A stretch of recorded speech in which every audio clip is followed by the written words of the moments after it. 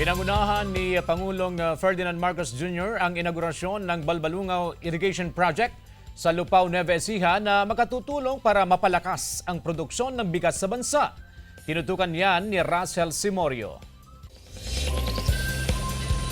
Sakay ng helicopter nang dumating sa Barangay San Isidro, Lupao, Nueva Ecija, si Pangulong Ferdinand Marcos Jr. Inikot niya ang Balbalungaw Small Reservoir Irrigation Project bago ang formal na pagbubukas nito. Mahigit 900 hectares na sakahan sa mga barangay ng San Isidro, Balbalungaw, Salvacion at Mapangpang ang mapatutubigan sa pagbubukas ng irrigation project.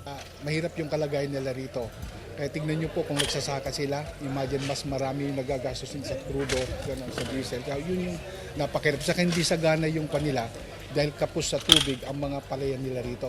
2020 pa sinimulang itayo ang irrigation project na pinondohan ng mahigit 1.2 billion pesos. Pinamamadali na rin ng Pangulo na matapos ang ilang pasilidad na nakapaloob sa irrigation project.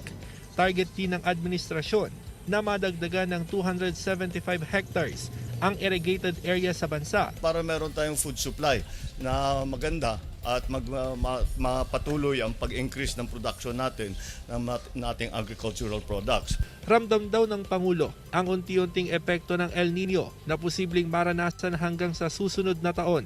Kaya inatasan niya ang mga government agencies na tapusin sa loob ng 4 na buwan ang mga mitigation project para maiwasan ang water crisis sa bansa. Kailangan ding mapalakas ang mga ospital na inaasahang maapektuhan ng El Nino. Russell Simorio para sa Mornings with GMA Regional TV.